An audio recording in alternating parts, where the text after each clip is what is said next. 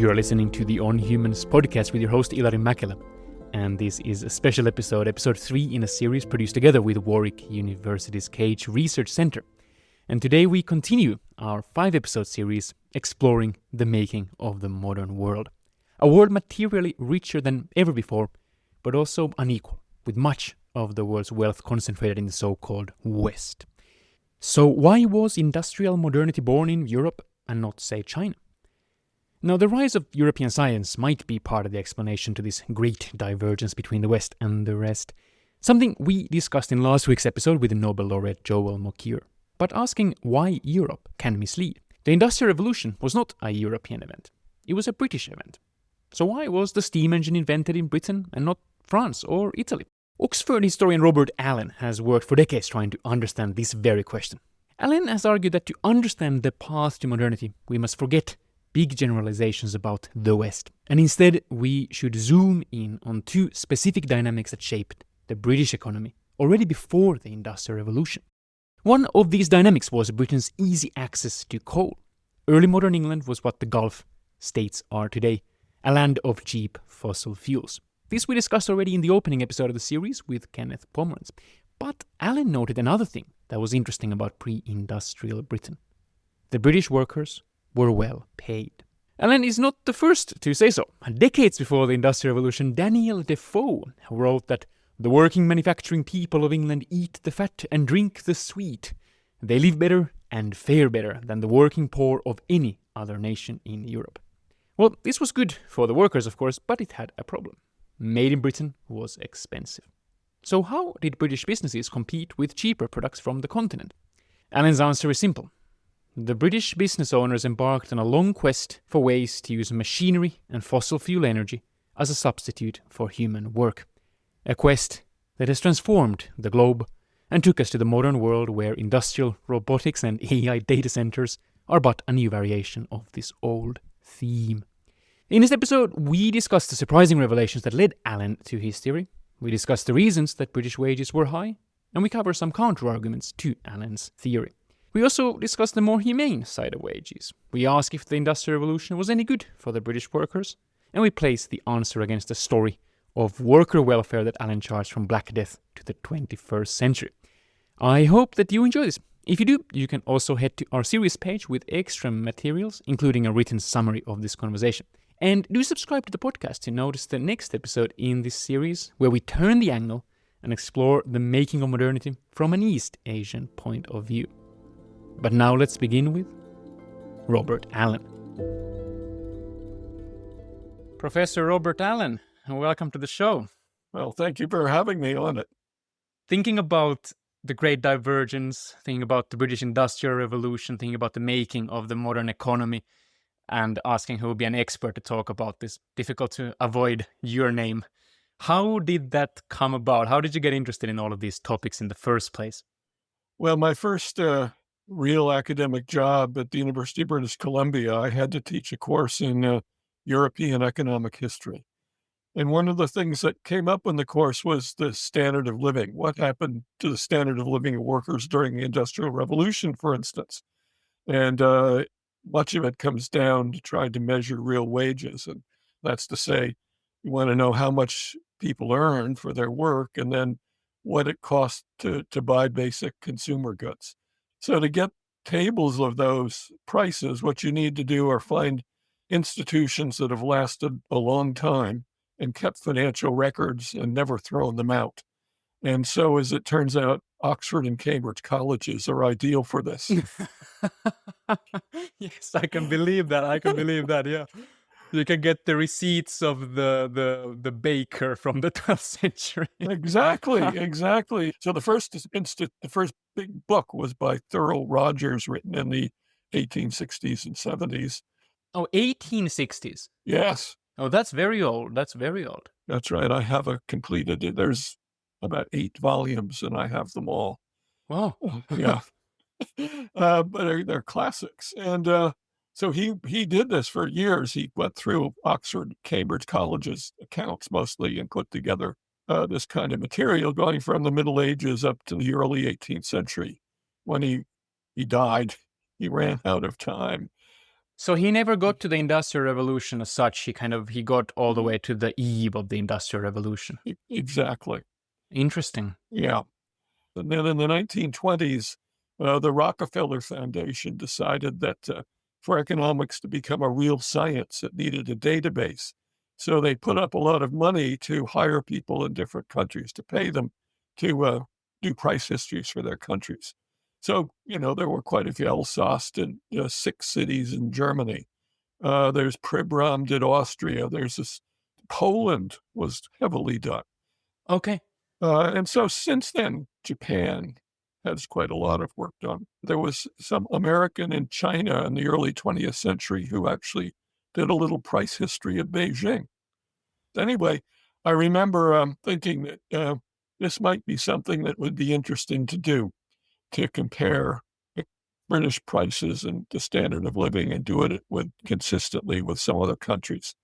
This got me to the 1980s. And I remember in the mid-'80s, I bought my first personal computer. And I knew that this price project, this is a project for the computer age. So I started doing this, and I started collecting these prices and putting together spreadsheets on different countries. I was at UBC in Vancouver in Canada, and they had some number of these price histories in the library, but many, many things had to come on interlibrary loan. And so when I started doing this, I accounted for 10% of the volume of the interlibrary loan office in 1 year. And of course, things didn't come right away. So even, years later, I'd get a memo saying such and such has arrived, and I couldn't remember even necessarily what it was. But anyhow, I did this, and so it all came together. And then I remember sitting in my office thinking, what am I going to do with all of this? How can I make sense of it all? And I thought, well, the easiest thing to do would be to get a standard budget.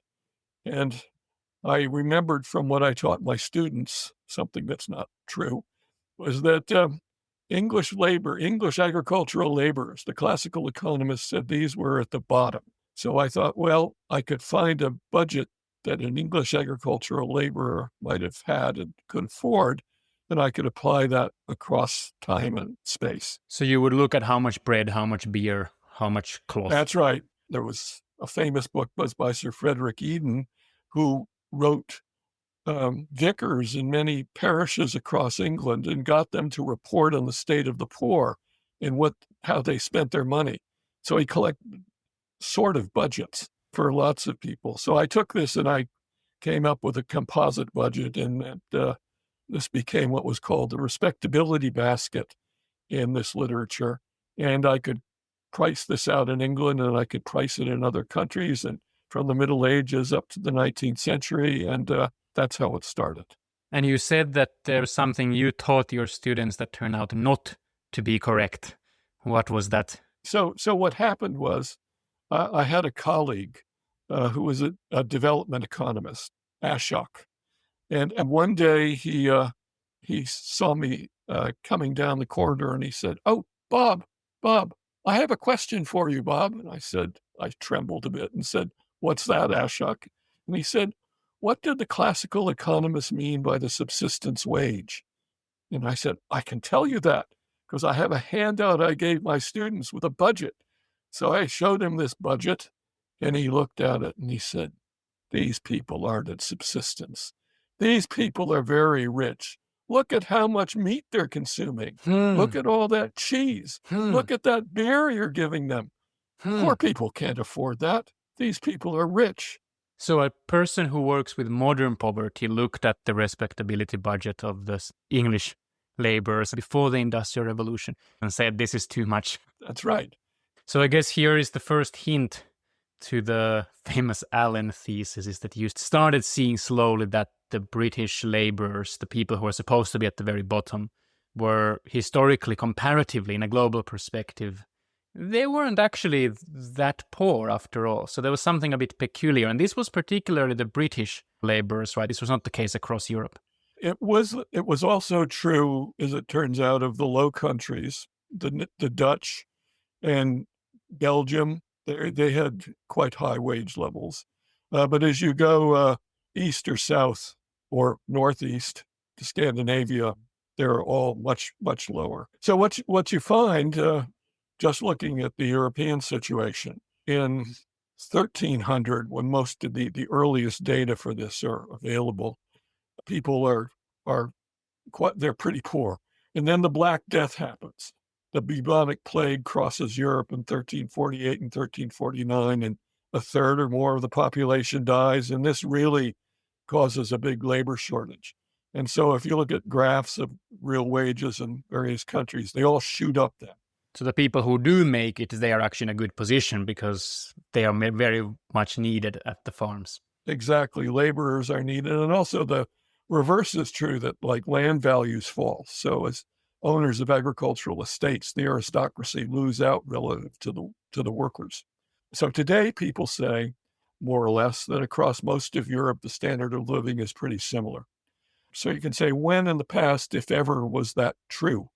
And the answer is 1450, 1400 to 1450. Interesting. After the Black Death. After the Black Death, it's high everywhere, and it's pretty similar everywhere. And then what you see is a big slide. So in Italy, Spain, Central Europe, Eastern Europe, the real wages start falling after that. The populations start rebounding, and the real wages start falling as labor becomes more abundant relative to natural resources.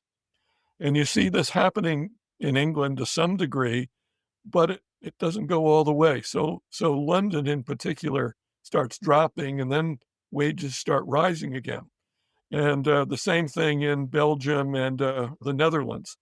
So you get to like 1750 at the onset of the Industrial Revolution, and real wages in many parts of Britain in the Low Countries are pretty high, whereas in most of the rest of the continent, and we know now in East Asia as well as many other parts of the world, real wages are really down at the subsistence level, the basic subsistence level. So the divergence happens before the Industrial Revolution, right? It's not a result of the Industrial Revolution.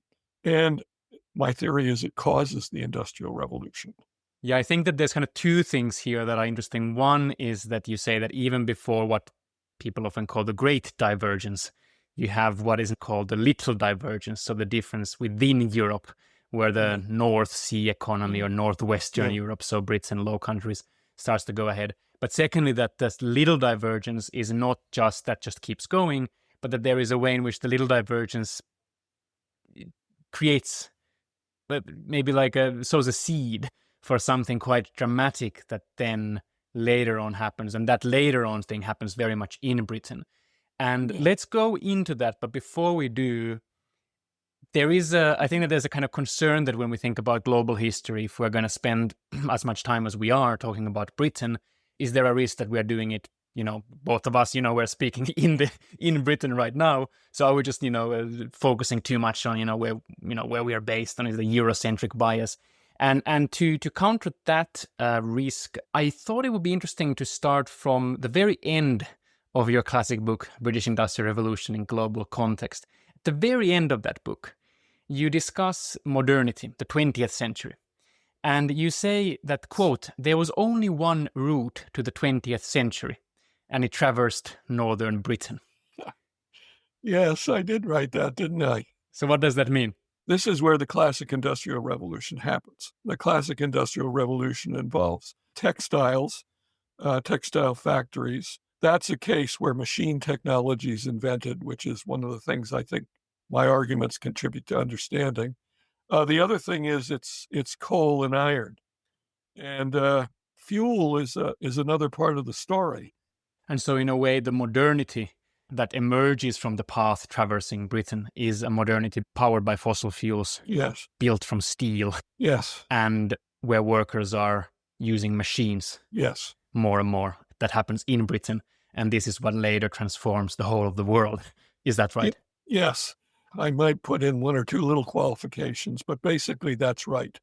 And this defines Britain's successful development trajectory into the 20th century. It's also the way the U.S. Industrial Revolution happened, importing these same technologies, adapting them to local conditions, and so forth.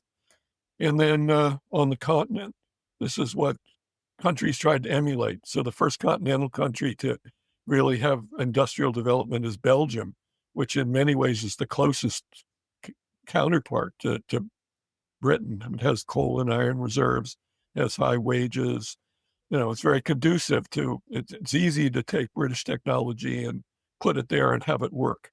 Other places, it's harder to make the British technology pay, actually, because if the spinning technology aims at using machinery to save labor. So you've got to buy a machine, and what's the return? What do you get from buying a machine? Well, you save on your labor costs. So if wages are high, the money value of that saving is more than if wages are low. So it turns out British technology is cost effective early in the 19th century in places like Belgium, which have very similar high wages. But they don't, the savings in labor isn't worth very much in Italy, where wages are much lower, right? And so they have a catch-up problem. How do they adapt? How do they bring British technology in? The same thing with France.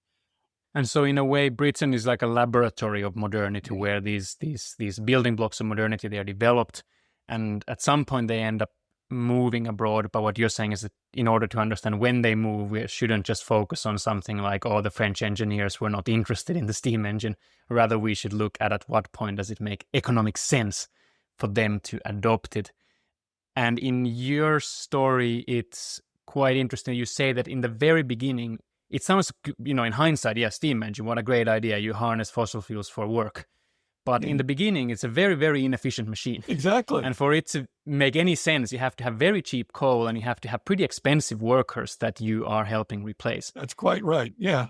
And that it is only when this takes off in Britain, and then the British engineers, in an ironic way, they make them more and more and more and more efficient. And they make it so efficient that at some point they start making sense everywhere. Because now they've made the steam engine much more powerful, much less coal needed for 1 hour of labor or whatever. Exactly. They undo Britain's advantage by making the technology accessible to everybody in the world. Which, of course, then raises the question of why some faster than others, why the West, why Japan, etc. We will get to that, but let's make sure first that we understand the dynamics. So the key idea is that you notice that the wages are pretty high, actually very high, also in, for example, Belgium, amongst the Dutch, but especially in Britain already before the Industrial Revolution. You also notice that coal is very cheap. Fossil fuels are very cheap. And so therefore, these are the places where it makes economic sense to start industrialization. So one of my favorite reviews of my book is a review written on Amazon. And the person says, I've read a lot of books on the Industrial Revolution, and this is the first one that makes good business sense. Yes, exactly. I thought, you got it. You got it. I was very happy to read that. Excellent. Well, let's then, if your story is right, there is a way in which the little divergence explains or drives the great divergence. There is a way in which what happens before 1700s is driving what happens on this path to modernity. So how should we then explain what happens before it? I'm sure many people have asked you this. What is the first thing that you highlight when someone comes and is like, look, why were the British wages so high? Why was the British economy on that kind of more advanced trajectory, if that's the right term? So my answer is that it was imperialism and the colonial system. I think that Britain, starting in the 17th century, has a very pro-colonial policy. They start getting more and more colonies, and the Royal Navy becomes more powerful. They fight the Dutch first, but then they sort of eventually rule the world and create this very large colonial system.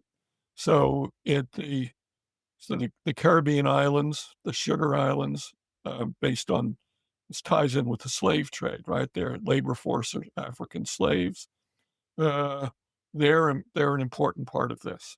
And the North American colonies too, from Georgia up to Nova Scotia and Canada. And this whole at the time of the American War of Independence, I think that the population of British North America was about a third the population of Britain.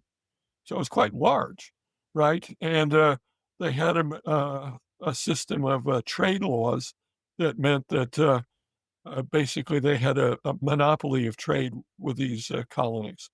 And so they became huge markets for British manufacturers. So the future United States had essentially virtually no manufacturing in the and no cities during this pre-revolutionary period. Everybody was engaged in commercial agriculture and exporting farm goods to or products like sugar or tobacco and rice to England, and wheat and livestock to the Caribbean, to the sugar islands there.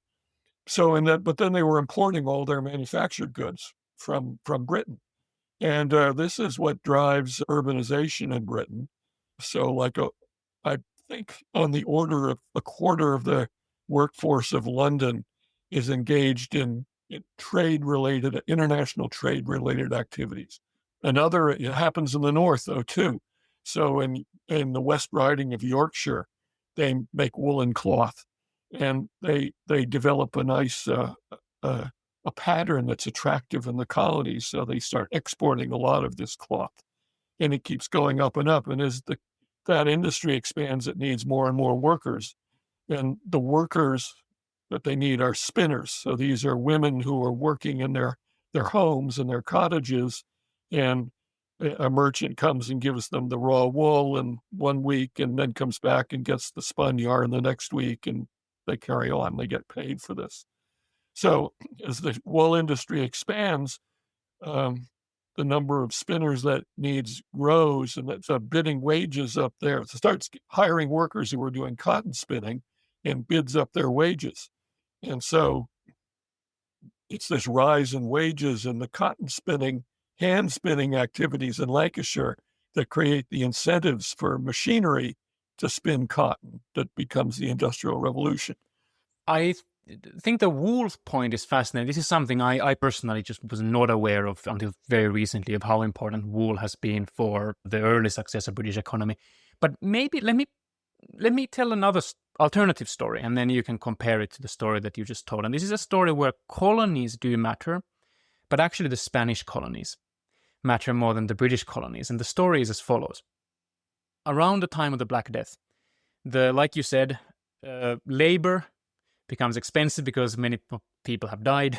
Land becomes cheap. Therefore, the British farmers who own a lot of land, they want to find ways to use land, which is now plentiful, in a way that doesn't take much labor. What's the solution? The solution is to have more sheep, and the sheep grazing the green hills of England. Right. And here the sheep are grazing. But in the beginning, these don't go to the American colonies. In the beginning, these go to the Low Countries, to Antwerp, for example, where they are exchanged on the European market. And this becomes a big part of, I saw some numbers where this was like a quarter of all British manufacturing exports at some point. And what that means is that Britain is able to tap into the European market. What's happening in the European market in the 1500s is that the Spanish are flooding the market with silver, which they're getting from their colonies in the Americas. What that means is that Britain is able to access a heck of a lot of silver. And what can you do with silver? You can sail to Asia and start trading in Asia with a lot of silver in your pockets. And that way, the story is, yes, the wool is a surprisingly important part of the story, but it's not because the British are shipping it to their own colonies. It's because it allows Britain to access this massive influx of silver, which the Chinese are ready to exchange for tea, which the Indians are ready to exchange for cotton products. In the beginning, of course, later on you get the colonial violence as a layer on top, but that comes a bit later if we are looking at the 1500s and early 1600s. So what do you think of that as an alternative way to look at the rise of the British economy? Yes, focusing on wool, but not so much on the British colonies in America, and more on a kind of bigger global system where the British are able to tap into with their wool. I think you're quite right. It's very interesting that Yes, after the Black Death, there's a big conversion of arable land, plow land to pasture. So another thing that happens with wool is a new product is invented, which they call the new draperies, which are lightweight worsted cloths. And these are produced both in the Low Countries, but also in England, and they're exported to the Mediterranean in particular. And so, yeah, so I think my quick answer didn't do justice to this point that you're raising. So the export performance of Britain in the 16th century starts with exports to I think, more to the Mediterranean than anywhere else. But yeah, so I agree with that. We've talked about wool, we've talked about colonies. What about politics, culture, institutions?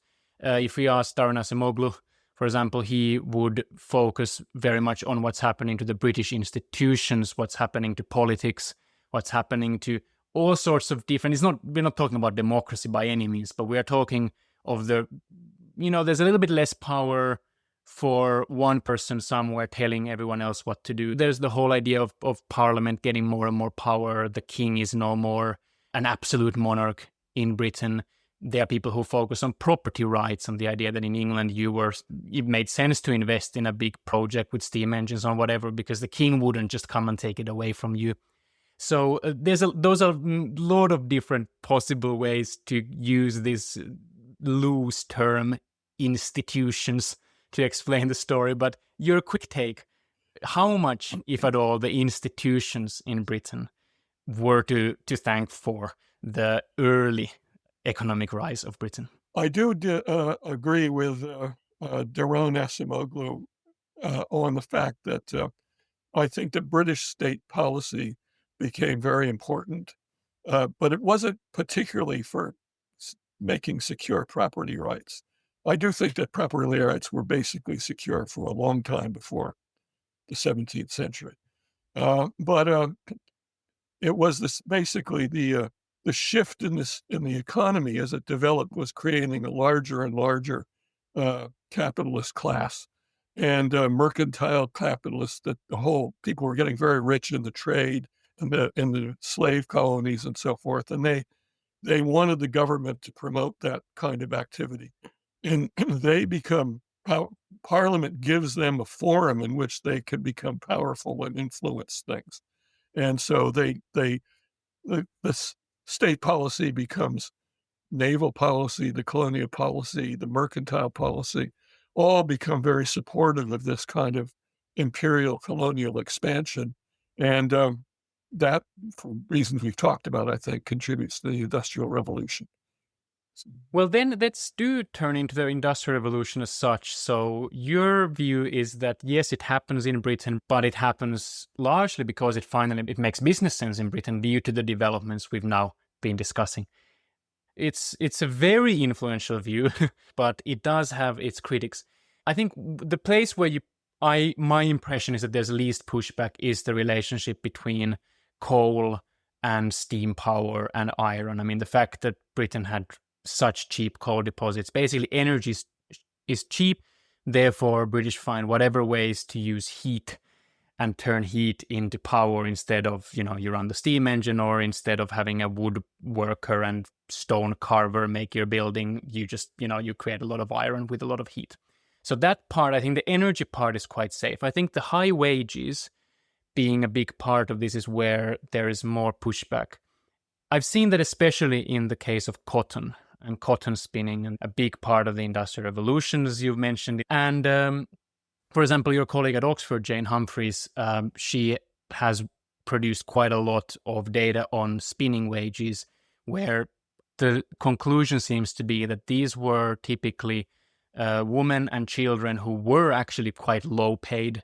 These wages were not much higher than they were, for example, in continental Europe.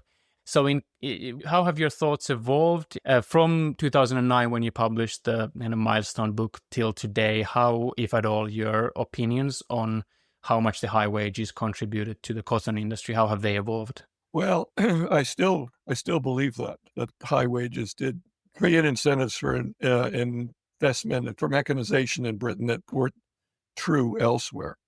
I don't want to go through all these issues in detail, but the Jane's work on spinners' wages that you're referring to, uh, when you look at it, they're out of line with all the other wages, including her own. So she's produced wage series from doing very valuable, very important work with original sources, looking at both the wages of women as as servants, mostly domestic servants, and also on working for farming and agriculture.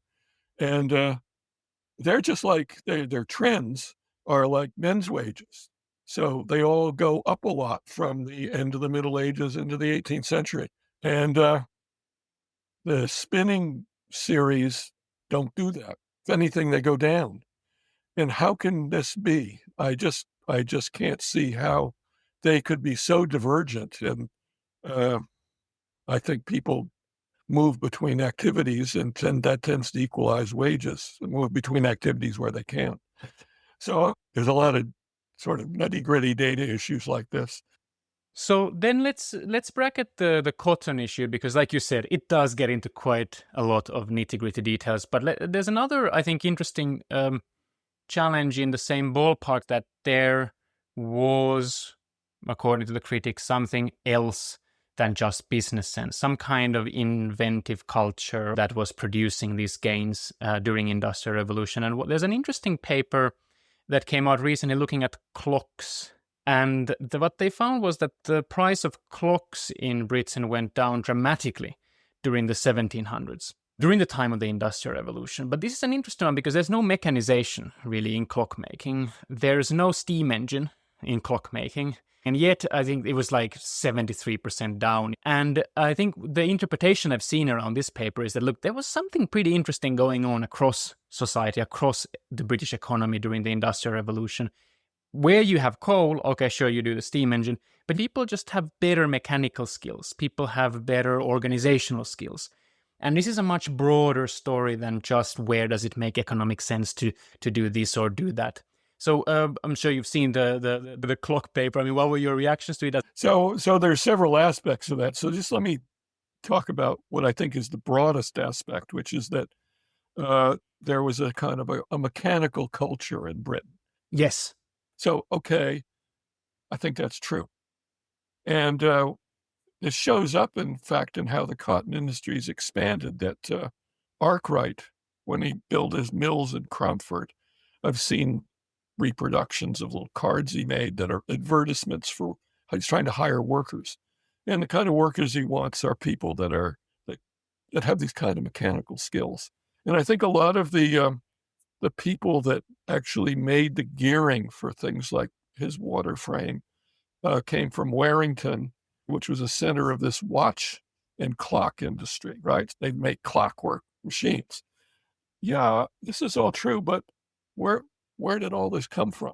Well, Joel Mokyr would say that it all comes from the Enlightenment ideas about studying nature, experimenting. I mean, clockwork is you say it actually yourself in your book, that clockwork is very, very much associated with the scientific revolution.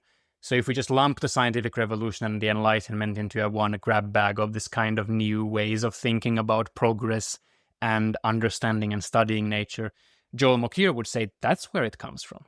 That's what's really running the story. Yes. And, but I think it's a knock-on effect of the urbanization, the colonial system. You get people in a big urban economy, and there's all kinds of craft skills that just develop as part of that. So if you look at literacy, it's much higher in cities everywhere in Europe than it is in the countryside. And I think it's because literacy matters in a commercial economy. If you have to keep accounts, you have to correspond with suppliers, whatever, you have to have contracts. It's better if you can actually read the contracts rather than not. All these things contribute to a demand for reading and writing, and also for math skills. So I was wondering one time early on, I knew that there's some literature that says that people were numerate in 18th century Britain as well as literate. And so how do they become numerate? What do they actually do? So what you do is you have a math book, and you learn how to do math from a book. And so I found a bibliography of math books. And being at Oxford, Bodleian Library is a depository library. So all the books published in England are there, unless they've been stolen. So this includes all the math books. So I began with an Elizabethan arithmetic book. Interesting. And my idea here was to actually see what the sample problems were. Because I figure if you're writing a math book, you want people to buy it. So you want to make it relevant to their Yes. needs, right? So what were they? What kind of problems were these people motivated to learn math to study science or not? And the answer is not. There's never a science problem in an arithmetic book from the 16th century to the 18th century. Is it business? What is it? It's all business. Everything is business. You study percentages and proportions so you can divide up the profits from your business with your partners. I mean, that makes perfect sense historically. If you look at how the Indian numerals travel to Europe and how they are developed in Italy, all of these Italian geniuses, they tended to have an affiliation with what's basically a business school of the time. Yeah, that struck me was that things haven't changed very much. I mean, let's zoom out a little bit then, because another reason that I think the differences in the viewpoints between you and Joel Mokyr are quite interesting for the big picture is not because they don't just touch upon what happens in Britain in this laboratory of modernity, but in the question that we started with, which is this question of did modernity have to traverse through the path that comes from Britain. Now, we obviously would not be where we are exactly without everything that happened before having happened. So in some sense, it's obvious that to get the modernity we had to have the British Industrial Revolution. But I think that reading the work of someone like Mokyr, who focuses more on this more general European cultural change around the scientific revolution and the Enlightenment, that does, I think, raise the question. This is not his words, this is my words, but I think it raises the question of could there have been an alternative path to modernity, which would have been maybe less fossil fuel heavy, maybe less input heavy in general, less, cotton from the slave plantations, but where you still would have gotten the increasing mechanical skills of those, clockmakers. You would have had cloth dyeing, which develops into the modern pharmaceutical industry in Switzerland. You would have had precision engineering. You would have had civil engineering. You would have had actually a lot of the things that seem to be a bit more unambiguous goods about modernity rather than this heavy resource-based, fossil fuel-heavy industrialization. Obviously, this would not have gotten us that much GDP growth. Obviously, this would have been a different form of modernity. But could there have been, what do you think, could there have been a more high-tech, low-resource modernity that does not travel through Britain, but that comes more from this general European scientific Enlightenment mechanical culture? That's a very big, tough, counterfactual question. I don't know if this isn't the full answer, but I find this argument this is a very high class way of saying that Europe modernized because Europeans are just more rational than everyone else.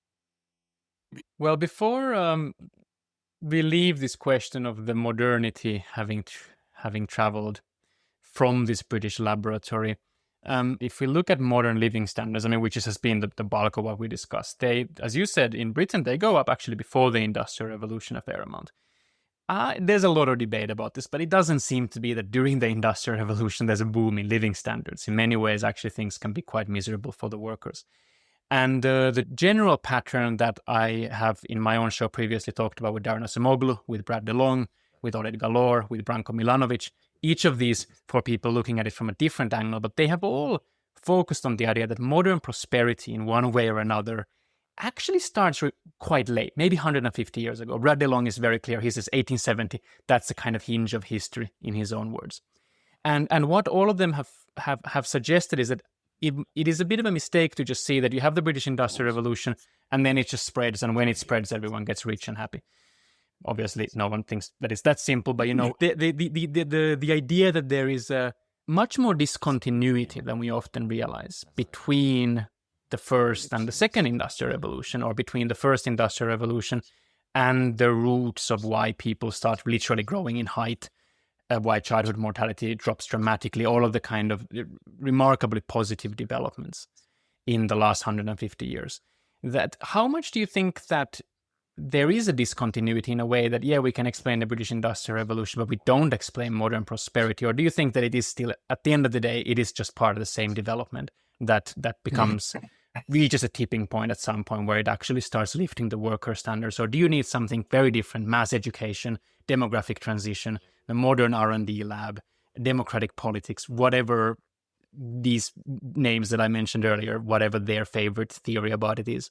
I don't think we would be here today without the Industrial Revolution when it was. I mean, but it's completely clear that the world as it was in 1850 was much poorer than the world it is now, when things had to continue. When I think about how you get from 1600 till today, I see it, at least in like Britain and the U.S., I see it as there's 4 phases in my mind in that history. So in the first phase, which I see going from in Britain from 1620 to 1770 or 80, the start of the Industrial Revolution, that's this, we've talked about this, that's this commercial revolution driven by empire and foreign demand. And the British economy responds very successfully. Men's wages go up, women's wages go up, northern wages, which were lower at the beginning, rise up to London levels. There's wage convergence. So this is a good time to be a British worker. That's right. So this is very successful. But the thing is, the high wages that are created also create the incentives to mechanize. And this causes a huge explosion in inequality. So some workers really lose out. So if you were a hand weaver, when weaving gets mechanized, there's hundreds of thousands of people that have jobs that disappear, right? Conversely, there's people making machine tools, I think, but even construction workers, because cities expand. They build a lot more buildings and factories and stuff, so the demand for their labor goes up. And so some people have higher wages, some people have falling wages.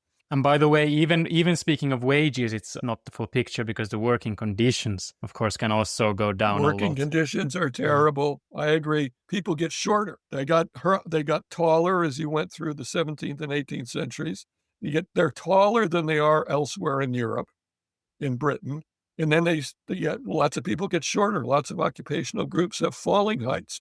And it's remarkable on the inequality front. I mean, I remember when with Branko Milanovic, we discussed how much the top 1% owns of British wealth. Oh, yeah.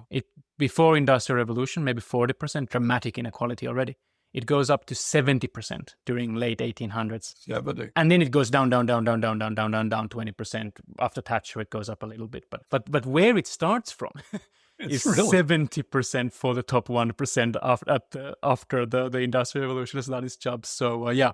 Yeah, it's very high. This is a bad time for workers, the Industrial Revolution.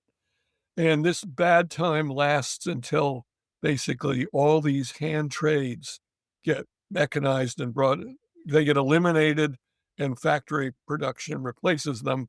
And then labor markets tend to get tighter, but also this collective bargaining can take place more easily. So worker movements and worker movements. Yeah. And there's also emigration. So a lot of people move to the U.S., but Canada, Australia, this is very important. After the sort of 1870, you start seeing real wages rising in Britain, and real wages are rising in the U.S. at the same time. So the upshot of this is that you get the invention of mass production in the United States.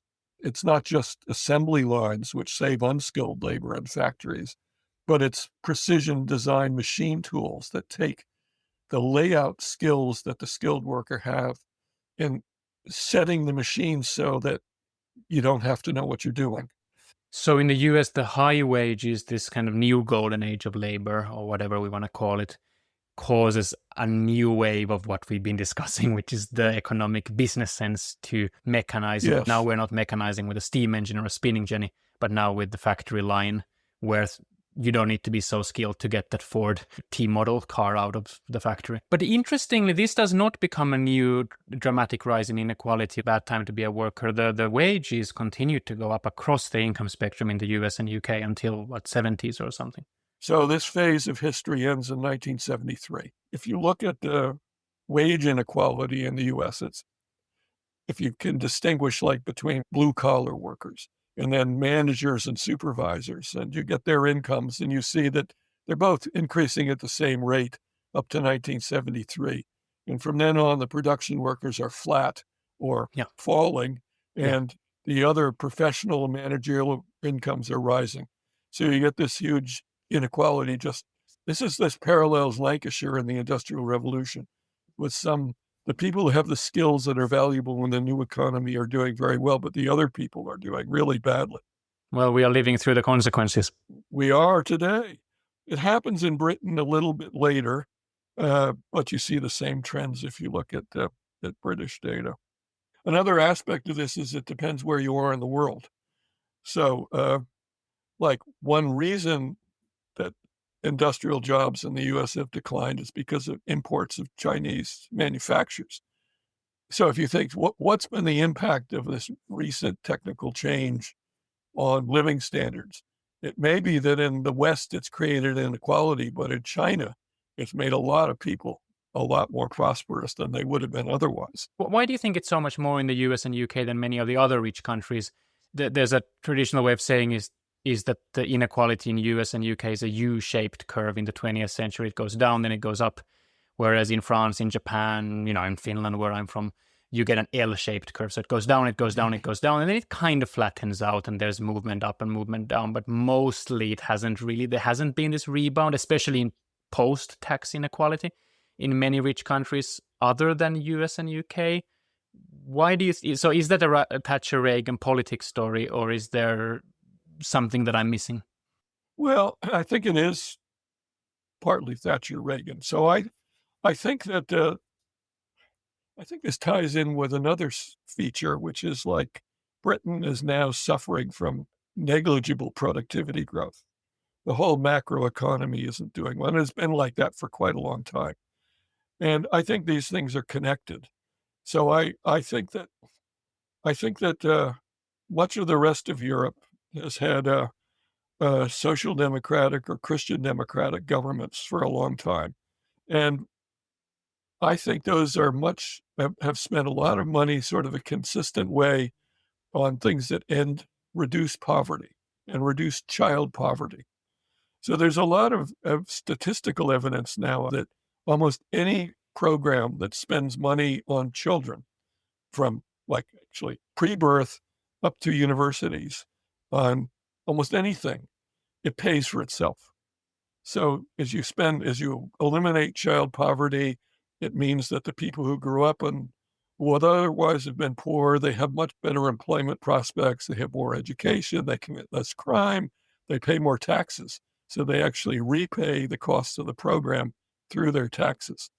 And I think this contributes to less inequality, but it also contributes to better economic growth, that you end up with a society that's much more productive and it grows better. So like part of the productivity problem in Britain is the child poverty problem. What do you think about, from looking at this kind of really long-term, broad patterns, how do you think about AI, robotics, automation? I don't consider myself to be an expert on AI. I see it, on the one hand, I see AI as being a lot like other previous kinds of mechanization.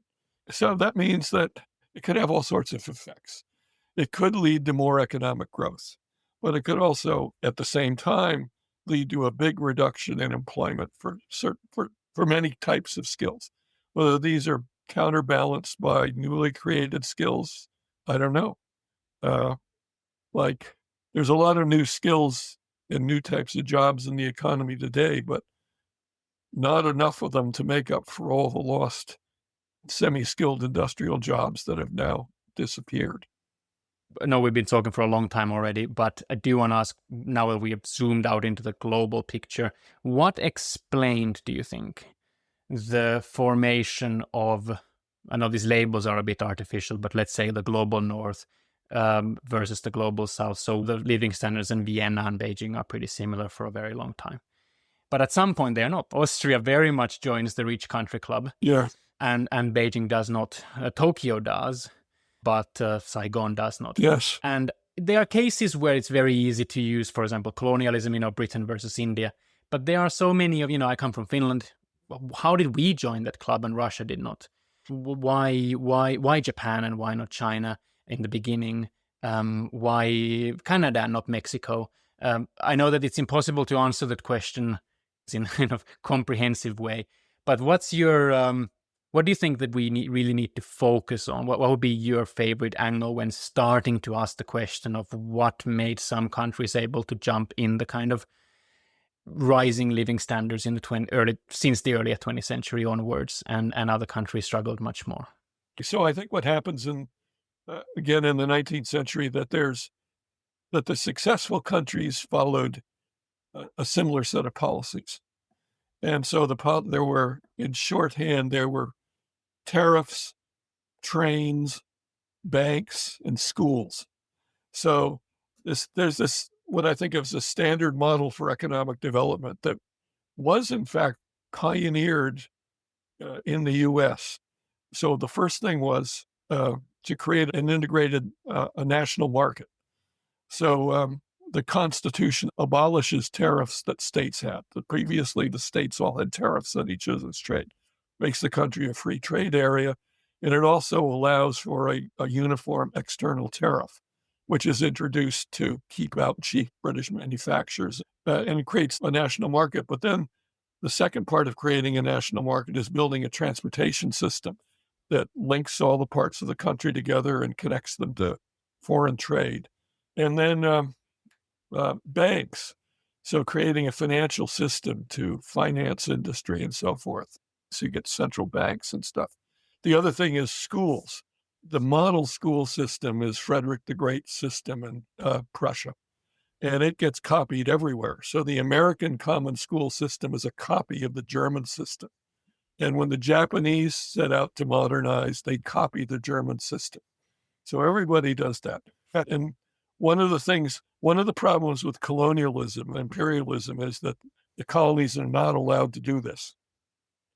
Like Indian nationalists wanted the standard model, but they're not allowed to have it.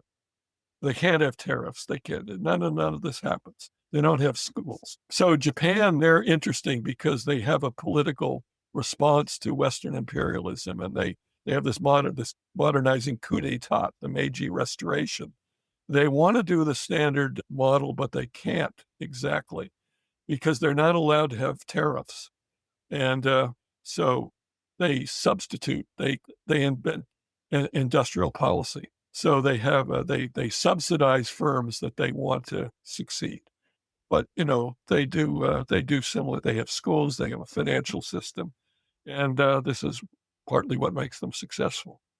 Okay, well, let's, I think, start coming to a close. But before we do, I have 3 short questions. The first one is, based on all the things that we've discussed today, if you would have to summarize all of it into around 60 seconds as an answer to how should we explain the Great Divergence, what would you say?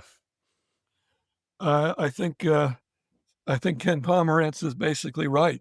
It comes down to imperialism in colonies plus coal. I think that if I've added anything to Ken's point of view, it's developing the argument that an important way in which imperialism in colonies affected things is by tightening up labor markets, which created an incentive to substitute cheap coal and capital for the expensive labor. And that was the cause of the Industrial Revolution and the Great Divergence. What about people who work in this area? What would be something that you would like to see done? What's an underrated aspect or angle or something you wish there would be more work on? So one of the things that strikes me as important is that most of the world, the parts of the world that didn't industrialize were agrarian civilizations. So and agrarian civilizations originate back in the Bronze Age, when you get what are basically agricultural societies, and they have cities. But these are mostly not very innovative.